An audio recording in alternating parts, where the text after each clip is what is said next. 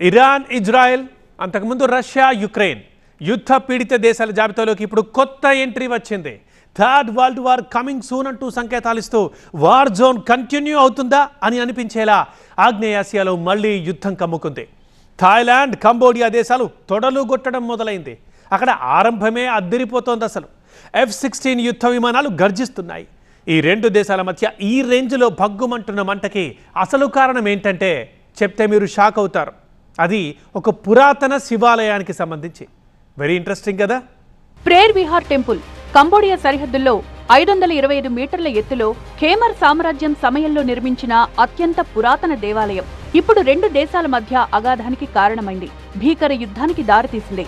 ప్రాహవిహార్ గుడి చుట్టూ ఉన్న 4.5 చదరపు కిలోమీటర్ల ప్రాంతం మీద ఆధిపత్యం కోసం రెండు దేశాలు కొట్టుకు చేస్తున్నాయి. పర్యాటక స్వర్గధామంగా పేరున్న థాయిలాండ్కి పొరుగు దేశం కంబోడియాకి మధ్య పచ్చగడ్డి వేస్తే రాజుకుంటోంది. 817 కిలోమీటర్ల సరిహద్దును పంచుకుంటోన్న వీటి మధ్య ఎప్పుడూ ఏకాభిప్రాయం లేదు. వివాదాస్పద ప్రాంతంలో కంబోడియా పెట్టిన ల్యాండ్ మైన్స్ పేలి థాయిలాండ్ సైనికులు గాయపడ్డం దగ్గర మొదలైంది రగడ. పరస్పరం కాల్పులు, గ్రెనేడ్, రాకెట్ లాంచర్ల ప్రయోగాల దాకా వెళ్లాయి టెన్షన్ సీన్లు. థాయిలాండ్ కంబోడియా సరిహద్దుకు సమీపంలో డాంగ్రిక్ పర్వతాలపై 1000 ఏళ్ల కిందట నిర్మించిన పురాతన హిందూ దేవాలయం ఉంది. దీని మీద ఆధిపత్యం కోసమే రెండు దేశాలు కత్తులు నూరుతుంటాయి. ఇక్కడ శివలింగంతో పాటు ఇతర హిందూ దేవతల విగ్రహాలున్నాయి. ఇక్కడే రెండు దేశాల సైనిక స్థావరాలు ఉన్నాయి. అందుకే ఇది ఆధ్యాత్మిక కేంద్రంగానే కాదు, రాజకీయ, సైనిక పరంగా కూడా ఈ గుడికి ప్రాముఖ్యత ఉంది. థాయిలాండ్, కంబోడియా సైనికులు తరచూ ఘర్షణలకు పాల్పడడంతో ఇక్కడ టూరిస్టుల సంఖ్య కూడా పల్చబడింది.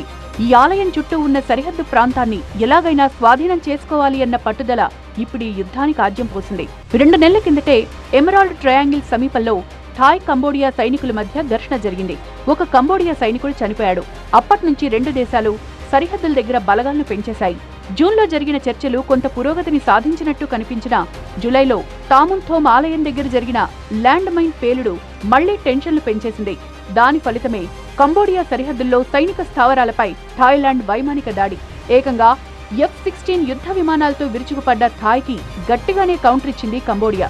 థాయిలాండ్పై క్షిపణులు ప్రయోగించిన కంబోడియా 14 మంది థాయ్ పౌరుల ప్రాణాలు తీసింది. థాయిలాండ్ బంకర్లను టార్గెట్ చేసి గ్యాస్ స్టేషన్లను ధ్వంసం చేశాయి కంబోడియా మిసైళ్లు.